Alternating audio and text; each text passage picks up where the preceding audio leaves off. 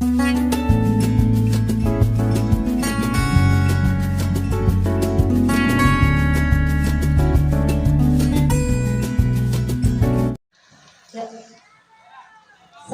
warahmatullahi wabarakatuh.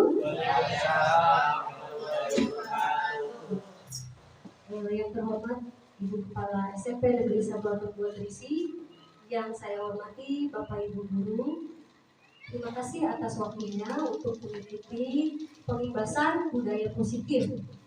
Ini merupakan aksi nyata yang harus saya laksanakan dalam rangka mengikuti pendidikan guru penggerak. Puji syukur marilah kita panjatkan atas kehadiran Ilahi Robi, karena berkat rahmat dan hidayahnya kita bisa berkumpul dalam kegiatan ini. Salawat serta salam tidak lupa kita panjatkan kepada junjungan kita Nabi besar Muhammad Shallallahu Alaihi Wasallam. Baik, pertama-tama saya ucapkan terima kasih kepada Bapak Ibu Guru yang telah meluangkan waktunya untuk mengikuti pengibasan ini. Saya mempunyai kewajiban untuk melakukan pengibasan atas materi yang saya peroleh dari pendidikan guru penggerak. Untuk itu saya mohon untuk memperhatikan apa yang saya sampaikan, dan apabila ada yang ditanyakan nanti saya buka sesi pertanyaan ya setelah penyampaian materi. Baik, kita mulai saja Bapak Ibu Guru. Nah, materi yang akan saya sampaikan pada pertemuan kali ini adalah disiplin positif, kebutuhan dasar manusia, 5 posisi kontrol, dan segitiga restitusi. Ini yang akan saya sampaikan dalam pengibasan modul 1.4. Nah, baik, kita lihat yang pertama adalah disiplin positif Bapak Ibu. Kita sering mendengar istilah disiplin positif. Ini merupakan gabungan dari 2 kata, yaitu disiplin dan positif. Ya, disiplin, mungkin Bapak Ibu sudah tidak asing lagi mendengar kata disiplin. Ya. Disiplin itu adalah bagaimana caranya supaya peserta didik kita atau bahkan kita sebagai guru untuk mentaati aturan-aturan atau tata tertib yang ada di sekolah. Positif berarti di sini mengarah kepada hal-hal yang kebaikan. Ya, jadi kalau kita perhatikan, kalau disiplin positif ini adalah merupakan kebiasaan-kebiasaan yang dapat menimbulkan dampak positif bagi sekolah kita. Di sekolah kita sudah ada banyak sekali contoh dari disiplin positif Bapak Ibu ya. Seperti kita sudah menyaksikan, melihat anak kalau bertemu dengan guru, dengan sesama temannya itu membudayakan 5S, senyum, sapa, salam, sopan, dan santun. Kemudian ada budaya positif apalagi di sini, kita menyelenggarakan kebiasaan sholat duha bersama, kemudian ngaji bersama, kemudian budaya literasi, itu semuanya disiplin positif yang ada di sekolah kita. Nah, untuk itu, tapi disiplin positif di sini perlu kita kembangkan lagi Bapak Ibu, ya, seperti budaya kebersihan, kemudian budaya tepat waktu. Nah, bagaimana cara kita supaya peserta didik kita ini memiliki disiplin positif? Nah, kita bisa melakukan Bapak Ibu, nanti boleh kita praktekkan di kelas ya Bapak Ibu. Saya sudah mempraktekkan, ada yang disebut dengan keyakinan kelas Bapak Ibu. Nah, apa sih keyakinan kelas itu? Kita memang sudah memiliki tata tertib yang dimiliki oleh sekolah kita sudah ada. Tapi yang disebut dengan keyakinan kelas atau kesepakatan kelas itu dibuat oleh Bapak Ibu beserta murid-murid di kelas. Jadi ini akan lebih efektif Bapak Ibu ya. Kalau kesepakatan atau keyakinan kelas ini antara guru dan peserta didik itu sepakat. Ya, beda dengan tata tertib. Kalau tata tertib itu yang membuat ya sekolah. Kalau ini kesepakatan berarti kita yang membuat beserta siswa. Contoh misalkan keyakinan kelas ya. Masing-masing siswa itu mencatat pada kertas post-it ya, pada kertas post-it, kemudian coba apa yang kamu inginkan dari kelas ini. Misal, siswa 1 menulis saling menghargai. Siswa 1 lagi dilarang menggunakan handphone saat KBM. Nah, masing-masing kesepakatan yang ditulis oleh peserta didik itu kita tempel di kelas dan kita sepakati. Insya Allah dengan keyakinan kelas yang kita sepakati itu, kita akan menimbulkan budaya positif yang lebih baik lagi. Boleh nanti setelah ini kita praktekkan Bapak Ibu. Kemudian kesepakatan kelas ini kita tempel di kelas. Saya yakin karena ini dibuat oleh siswa, siswa juga akan menaati keyakinan yang sudah dibuat oleh siswa tersebut. Nah, baik, selanjutnya, nah ini ada yang disebut dengan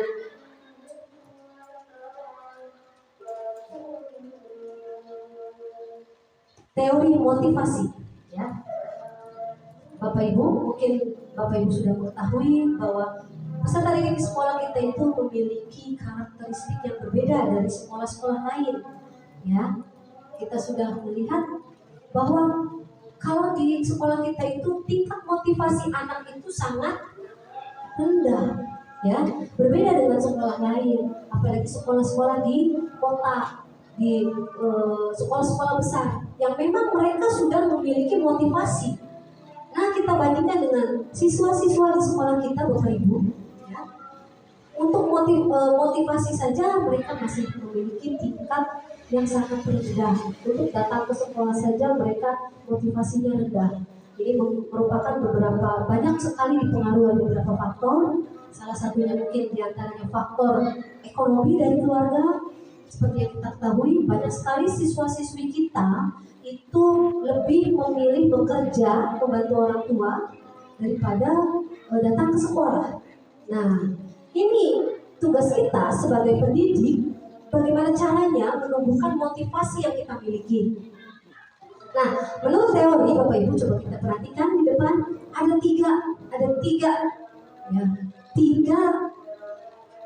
seseorang atau murid atau peserta didik atau bahkan diri kita melakukan sebuah tindakan. Itu didasari pada tiga ini. Apakah yang pertama itu untuk menghindari ketidaknyamanan? Ya, contoh, misalkan peserta didik datang ke sekolah, ya, kemudian mengerjakan PR. Alasannya bisa karena satu, menghindari ketidaknyamanan. Ketidaknyamanan di sini apa? Daripada dihukum, lebih baik saya kerjakan. Itu alasan yang pertama. Atau yang kedua, Bapak Ibu, untuk mendapatkan imbalan. Ini juga kadang pada diri kita ada. Saya mau mengerjakan tugas dengan tepat waktu, biar dipuji, biar disanjung. Nah, ini juga masih ada pada diri kita, bahkan peserta didik kita banyak yang melakukan tindakan itu untuk mendapatkan motivasi, mendapatkan imbalan atau penghargaan, ya. Atau yang ketiga, ini yang paling penting, jika seorang individu atau murid sudah mencapai tingkat motivasi nomor 3, itu sudah bagus, ya, sudah bagus sekali, itu di atas rata-rata, ya. Apa itu motivasi yang ketiga? Motivasi yang ketiga di sini adalah menjadi orang yang mereka inginkan, menghargai diri sendiri dan nilai-nilai. Jadi contohnya gini, saya harus datang tepat waktu, saya menghargai diri saya menghargai nilai-nilai yang sudah saya buat, yang saya sepakati di kelas. Nah, ini motivasi yang ketiga inilah yang perlu kita capai, yang perlu kita tanamkan kepada peserta didik. Bagaimana caranya? Supaya peserta didik itu mampu menghargai dirinya dan nilai-nilai yang ada, maka kita perlu menerapkan budaya positif. Bagaimana budaya ini menjadi sebuah kebiasaan pada diri siswa, sehingga apa yang siswa lakukan itu untuk mencapai motivasi yang ketiga. Nah, untuk itu mari kita bersama-sama Bapak Ibu menumbuhkan motivasi yang ketiga ini kepada diri siswa. Bagaimana caranya? Dengan membiasakan peserta didik dengan budaya positif. Bisa budaya menghargai, bisa budaya menghormati. Ya, pokoknya kita biasakan dengan budaya-budaya positif, sehingga merupakan satu kebiasaan yang jika ditinggalkan itu ada sesuatu yang kurang. Baik Bapak Ibu, selanjutnya, nah,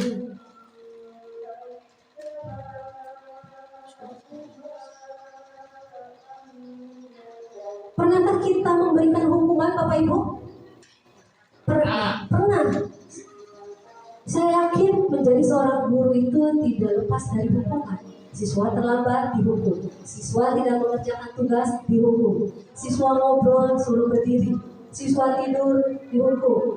Nah, apakah hukuman yang kita berikan itu baik? Untuk itu saya sendiri juga sering memberikan hukuman. Nah, lalu apa bedanya dengan restitusi dan konsekuensi? Ya, konsekuensi. Nah, satu lagi Bapak Ibu, ada yang disebut dengan restitusi. Jadi ada hukuman, konsekuensi, ada restitusi. Kalau hukuman berarti hukuman itu ya bersifat tidak terencana. Maksudnya tidak terencana itu bagaimana? Jadi pada saat kita melihat siswa atau murid bersalah, itu dengan sendirinya hati kita tergerak, kamu. Nah, itu namanya hukuman. Jadi tidak terencana. Nah, beda lagi dengan konsekuensi. Kalau konsekuensi itu bersifat terencana. Nah, terencana itu artinya apa? Antara siswa dan murid itu tahu kalau datang terlambat konsekuensinya tidak mengikuti pelajaran 15 menit atau tidak mengikuti pelajaran 1 jam. Itu namanya konsekuensi. Nah, restitusi adalah prosesnya. Bagaimana proses kita menertibkan peserta didik yang melanggar. Nah, itu Bapak Ibu. Nah, yang akan saya jelaskan lebih lanjut di sini adalah ya segitiga restitusi. Ya, ada istilah baru Bapak Ibu. Segitiga restitusi itu adalah upaya kita sebagai pendidik bagaimana menertibkan atau bagaimana meluruskan para siswa yang melanggar. Jadi jangan semata-mata kita mengetahui siswa itu bersalah kemudian kita judge, kita hukum siswa tersebut. Pada saat itu juga ada langkah-langkahnya Bapak Ibu. Ya, ada langkah-langkahnya. Yang pertama, baik, kita bisa perhatikan ke depan Bapak Ibu. Nah, ini yang pertama ini ada menstabilkan identitas. Nah, apa itu menstabilkan identitas Bapak Ibu? Pada saat kita melihat, misal contoh, ada siswa berantem, ya, berantem dua-duanya. Nah, kita stabilkan dulu, kita redakan dulu emosi dari siswa tersebut. Jangan langsung kita hukum di situ. Ya, kita stabilkan dulu identitas dari para siswa tersebut. Ya, supaya mereka stabil keadaannya, baru kita melakukan langkah yang kedua. Bapak Ibu silakan validasi tindakan yang salah. Validasi tindakan yang salah artinya kita arahkan bahwa tindakan yang dilakukan siswa itu sebenarnya salah. Ya, tapi seolah-olah kita itu mendukung. Kita stabilkan dulu. Nah, itu namanya validasi tindakan yang salah. Lalu setelah siswa itu menyadari, kita arahkan bahwa tindakan yang dilakukan itu adalah salah. Yang harusnya benar itu adalah seperti ini. Kemudian yang ketiga, menanyakan keyakinan. Menanyakan keyakinan ke siapa? Nah, ini menanyakan keyakinan kepada peserta didik. Kita tanyakan, apakah yang kamu lakukan itu benar atau salah? Kita tanyakan aja. Pasti siswa tersebut kalau kita sudah stabilkan, kita arahkan, dia bisa memutuskan apa yang dilakukan itu betul atau tidak. Nah, baik Bapak Ibu, di sini saya punya video pendek yang mudah-mudahan kita bisa menginspirasi. Ya, kita saksikan sebentar Bapak Ibu, nggak apa-apa ya? Nah, bentar.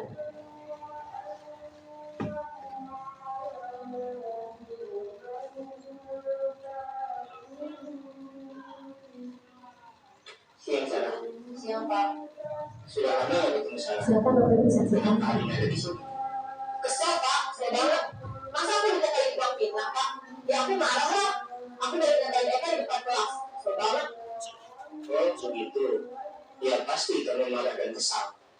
Bapak juga akan marah apabila ada yang menuduh Bapak seperti itu. Kemudian pada saat itu kamu mau melakukan apa? Ya saya langsung ngatain Eka Pak. Kesel banget. Saya udah dia depan teman-teman lain. Oh begitu. Pasti kamu melakukan seperti itu karena sudah alasan tertentu kan? Iya ya, masa saya lihat saja Pak. Ya saya bela diri lah. Masa saya dituduh tukang fitnah? Ya wajar lah. mempertahankan harga diri itu sesuatu yang penting buat kamu. Beruntung kamu tidak bertindak lebih gagal lagi, hanya ingin bentak-bentak. Iya Pak, untung saya masih bersabar dan hanya meminta saja. Sudah gemes padahal saya pasti badan ini lah. Ya pasti ya, tapi kamu memilih untuk tetap bertahan dan bersabar. Kamu memilih untuk tidak berbuat lebih parah lagi, bukan? Iya. Nah, sekarang coba kita lihat lagi tindakan kamu. Tindakan kamu itu kira-kira sesuai dengan keyakinan kelas atau prinsip kamu tidak? Enggak lah Pak, capek Pak jadi pengarah. Jadi keyakinan atau prinsip mana yang sesuai dengan keinginan kamu? Ya, saya sebenarnya sangat menghargai orang lain. Mungkin saat itu saya menjadi emosi, jadi tidak menunjukkan sikap itu. Kamu meyakini tidak? Menghargai orang lain itu penting buat kamu. Yakin lah Pak. Iya, setuju. Kita harus saling menghargai. Namun, ada juga keyakinan yang kita sepakati yang perlu kita jalankan apabila kita sedang marah, bukan? Ya, saya bisa lebih proaktif, mulai dengan diri sendiri. Saya bisa jadi lebih sabar, mengambil waktu juga untuk berpikir mau apa selanjutnya. Kira-kira kamu bersedia memperbaiki masalah ini tidak? Bersedia Pak. Kalau kamu memperbaiki masalah ini, kamu akan menjadi orang seperti apa? Saya akan menjadi orang yang bertanggung jawab kali ya Pak. Dan senantiasa proaktif. Iya. Menurut kamu, bagaimana rasanya menjadi orang seperti itu? Ya nyaman lah, dan bisa bersabar dan menahan diri. Baiklah kalau begitu. Yuk kita pikirkan bagaimana memperbaiki masalah ini.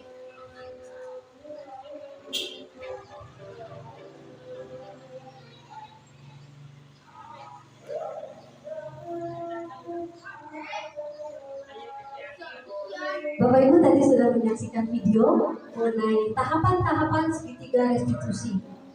Ya, kurang lebih seperti itu kita harus menangani siswa-siswa yang bermasalah di sekolah kita. Jadi kita tidak langsung judge mereka bersalah, tapi ada tahapan-tahapannya. Mudah-mudahan tadi setelah menonton video tadi, kemudian setelah mendengarkan penjelasan dari saya, Bapak Ibu sedikit menambah wawasan kita dalam dalam menyikapi sikap-sikap siswa kita di sekolah. Nah, baik Bapak Ibu, selanjutnya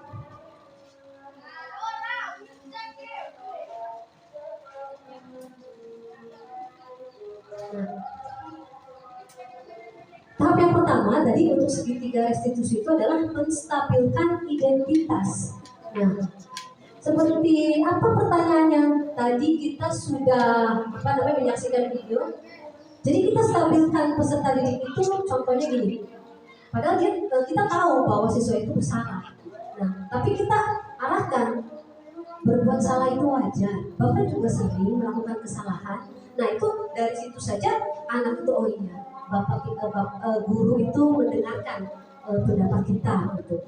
Nah, kemudian Bapak tidak mencari siapa yang benar, siapa yang salah. Nah, itu juga pertanyaan-pertanyaan yang bisa menstabilkan identitas. Jadi kalau anaknya sedang emosi, kitanya emosi, dia tidak akan bisa menyelesaikan masalah. Nah, kemudian yang kedua Bapak Ibu,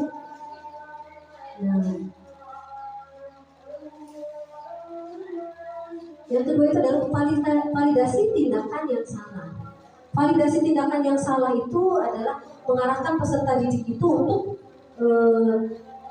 tahu bahwa tindakan yang dilakukan itu salah, tapi kita jangan memberikan kamu salah. Kita arahkan dulu peserta didik itu.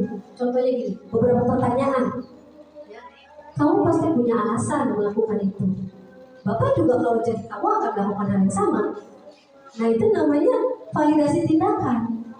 Nah, kemudian kita menanyakan yang ketiga, yaitu menanyakan keyakinan. Menanyakan keyakinan itu kita tanyakan, sesuai prinsip kamu tidak kamu melakukan hal itu? Tidak, pasti anak itu jawab tidak.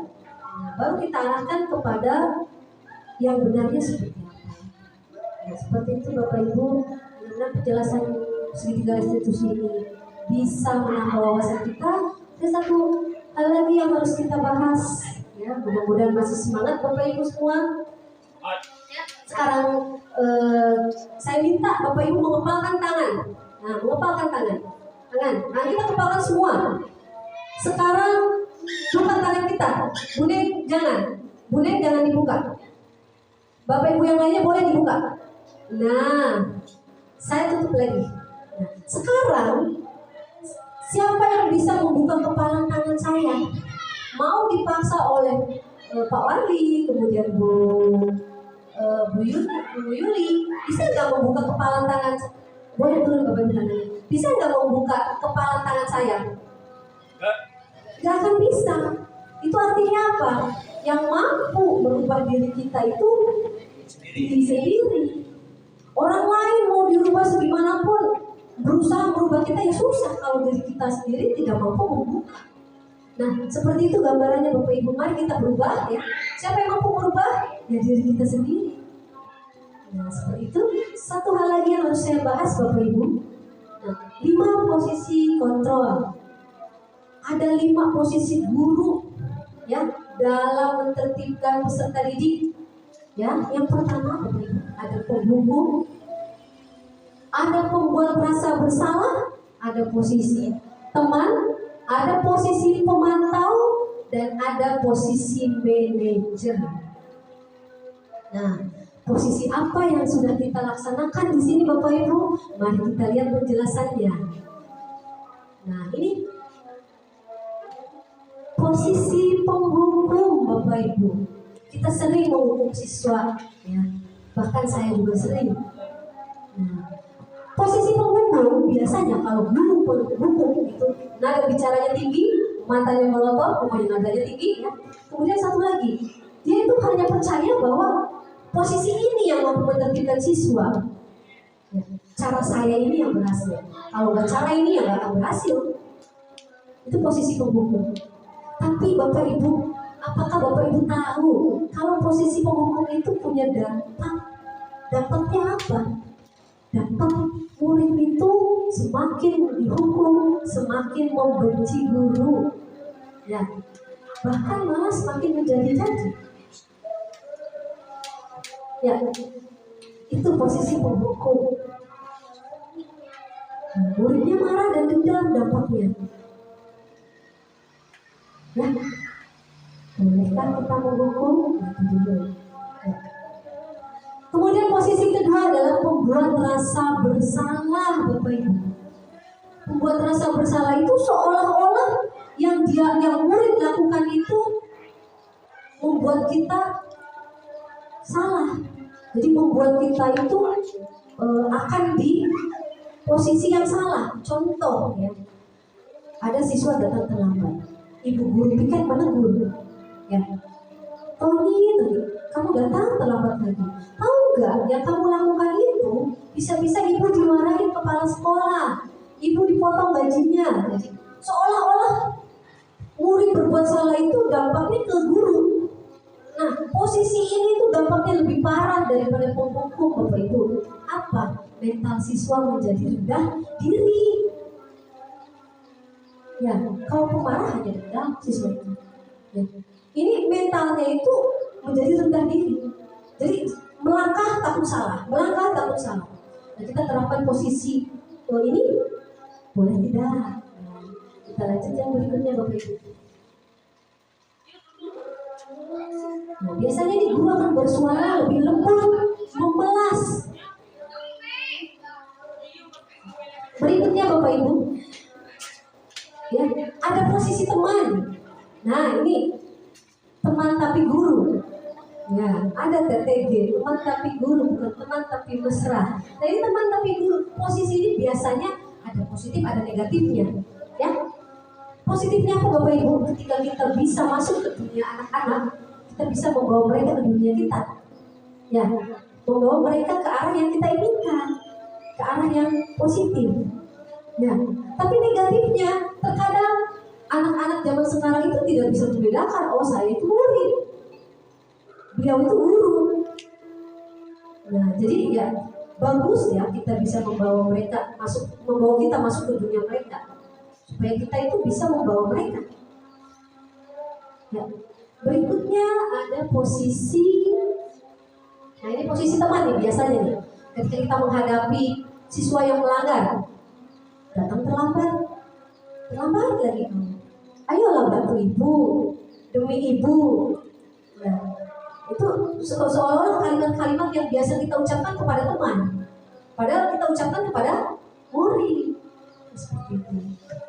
Berikutnya Bapak Ibu, posisi pemantau. Ya, posisi pemantau. Nah, kalau pemantau itu seringkah kita memantau orang? Aduh, dari ngapainnya sih dia? Itu dipantau. Nah, sama kita juga bisa melakukan posisi pemantau kepada peserta didik. Kita sudah tahu mana peserta didik yang sering melanggar, kita pantau. Ya, biasanya posisi pemantau ini didasarkan pada aturan-aturan. Ya, kamu terlambat ya. Kamu tahu ada tata tertib sekolah. Kamu terlambat, nah itu sanksinya atau konsekuensinya. Nah itu biasanya didasarkan pada aturan-aturan yang ada di sekolah. Baik Bapak Ibu, berikutnya posisi yang kelima. Posisi yang kelima ini adalah posisi manajer Bapak Ibu. Nah ini manajer. Nah posisi manajer ini ya tadi posisi bisa dibilang posisi dengan menerapkan segitiga restitusi yang tadi sebelumnya saya jelaskan Bapak Ibu ya, yang ada 3 langkah yang harus dilaksanakan, itu namanya posisi manajer. Jadi dengan posisi manajer ini kita mengarahkan murid menemukan solusi atas masalahnya sendiri. Jadi bukan kita yang memutuskannya, tapi siswa sendiri. Oh iya, saya harus begini. Nah, jadi yang menemukan solusinya itu adalah peserta didik itu sendiri. Ya Bapak Ibu. Nah, itu saja mungkin Bapak Ibu yang bisa saya sampaikan ya. Mudah-mudahan bermanfaat dan menambah wawasan kita dalam mendidik peserta didik, mendidik murid ya, murid-murid di sekolah. Kita mempunyai pengalaman baru, wawasan baru untuk lebih jelasnya. Silahkan Bapak Ibu, barangkali masih ada yang ingin ditanyakan. Saya berikan 2 sesi, saya berikan 2 penanya. Barangkali masih ada yang belum jelas Bapak Ibu. Ada yang ingin ditanyakan? Ya, saya Bu. Ya, silakan Pak Jai. Ya, Assalamualaikum Berdiri Pak Jai biar ini. Assalamualaikum warahmatullahi wabarakatuh. Maju aja. Ya, saya ulangi. Assalamualaikum warahmatullahi wabarakatuh. Ya, saya mau menanya tentang motivasi Bu. Motivasi tingkat 3. Tentu saja di setiap sekolah, khususnya sekolah saya, tidak semua siswa itu dimotivasi level tingkat 3 Bu. Nah, pertanyaan saya, bagaimana cara menumbuhkan motivasi tingkat 3 ini kepada anak-anak atau kepada peserta didik kita, supaya benar-benar tercapai atau benar-benar ada motivasi dan secara pertumbuhannya. Silakan duduk Pak Jai, biar saya jawab. Saya mencoba menjawab ya Bapak. Tadi saya sudah memaparkan ada 3 tingkatan motivasi ya. Untuk dari ketidaknyamanan atau untuk ingin dihargai, atau yang ketiga itu motivasi untuk menghargai diri sendiri dan nilai-nilai. Nah, yang Bapak Jai tanyakan bagaimana supaya 3 siswa mencapai tingkat motivasi yang ketiga ya Bapak. Iya, Ya, betul. Cara menemukannya. Baik, saya coba menjawab. Kita bisa melaksanakan pembiasaan yang baik supaya apa? Dari pembiasaan itu menjadi sebuah karakter. Jadi karena sudah terbiasa melakukan hal-hal itu, jadi sudah melekat kepada diri siswa tersebut karakternya itu. Nah, contoh ya yang sering kita budaya salaman di sini itu sudah menjadi karakter. Setiap bertemu guru mengucapkan salam, itu kalau nggak mengucapkan salah ada yang kurang gitu dari diri siswa itu. Sholat duha, tadarus, literasi, itu semuanya cara-cara siswa menumbuhkan motivasi yang ketiga. Mungkin seperti itu saja. Baik, saya buka lagi. Ada yang ingin ditanyakan lagi Bapak Ibu? Oh boleh, Bu Yuli, silakan Ibu Yuli. Silakan maju Bu.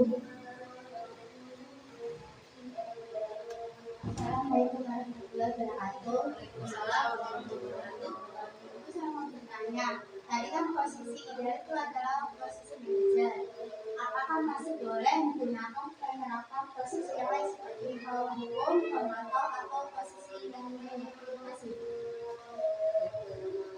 Terima kasih Bu Yuli. Baik, saya akan mencoba menjawab. Pertanyaan dari Bu Yuli, tadi yang paling ideal itu posisi manajer. Apakah boleh kita menerapkan posisi yang lain seperti penghukum? Baik ya. Posisi manajer itu memang ideal. Jadi mengarahkan siswa menemukan solusi dari permasalahannya itu. Jadi kita sebagai pendidik itu mengarahkan.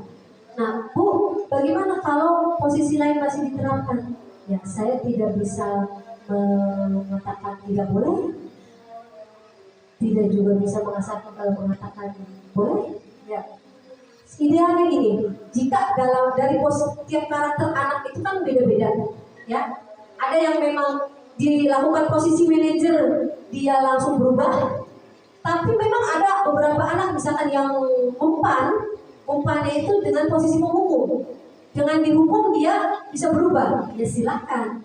Jadi ini saya jabarkan, silakan menerapkan posisi yang mana yang nyaman dan pas diterapkan untuk peserta didik. Seperti itu Bu Yuli. Nah, ada lagi yang ingin ditanyakan? Cukup? Cukup Bu. Baik, Bapak Ibu, saya sudah selesai memaparkan mengenai teori motivasi, segitiga restitusi, kemudian 5 posisi kontrol. Mudah-mudahan kita bisa menerapkan di sekolah kita ini, Bapak Ibu. Mohon maaf apabila dalam penyampaian masih banyak kekurangan dan kekurangan saya dalam penyampaian materi ini. Karena kesempurnaan itu hanya milik Allah Subhanahu wa taala, ya. Untuk itu, wabillahi taufiq wal hidayah. Wassalamualaikum warahmatullahi wabarakatuh.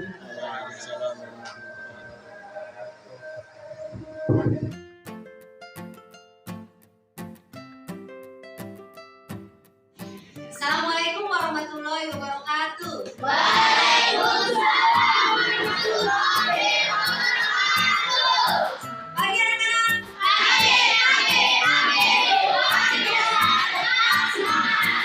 Bagus sekali semangat kalian di pagi hari ini ya. Semoga semangatnya sampai nanti kita pulang ya. Baik anak-anak ya. Pada pertemuan kali ini sebelum kita mengawali KPM ya, Ibu akan membuat keyakinan kelas. Ada yang tahu apa itu keyakinan kelas? Belum ada yang tahu. Baik, yang disebut dengan keyakinan kelas itu adalah kesepakatan yang dibuat oleh anggota kelas. Ya, jadi apa sih yang kalian inginkan dari kelas ini? Contoh, saling menghormati di antara teman, atau dilarang menggunakan handphone pada saat kegiatan belajar. Nah, itu yang disebut dengan keyakinan kelas. Nah, apa tujuannya? Supaya kelas itu semakin disiplin, supaya kelas kita itu semakin menyenangkan, dan proses KBM kita ini akan berjalan secara menyenangkan. Untuk itu, Ibu akan membagikan kertas ya pada kalian. Ibu akan bagikan kertas ini. Silahkan kalian tulis satu keyakinan kelas yang kalian inginkan di kelas ini. Kemudian kalian bisa tempelkan pada kertas depan. Paham sampai sini? Paham. Paham? Sampai saja. Ibu akan bagikan.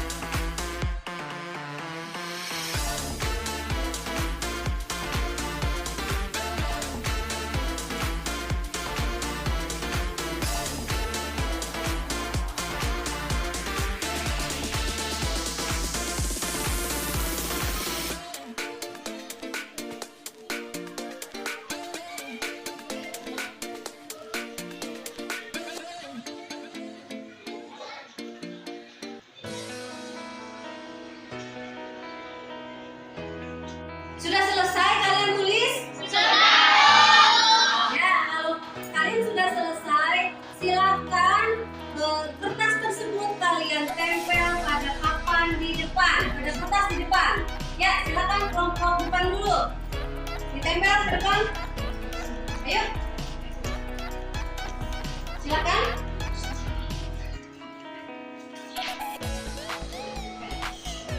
Kelompok ini silakan.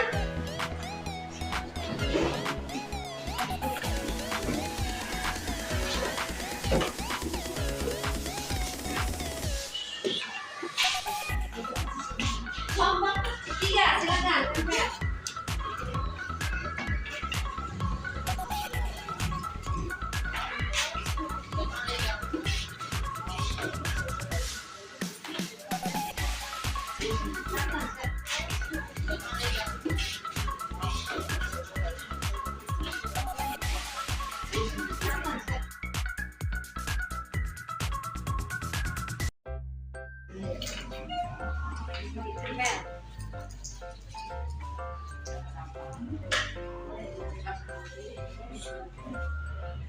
Ya, selanjutnya.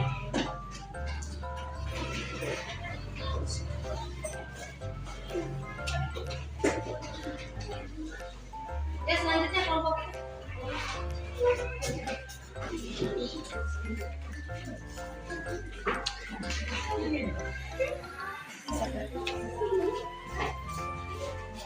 Ya.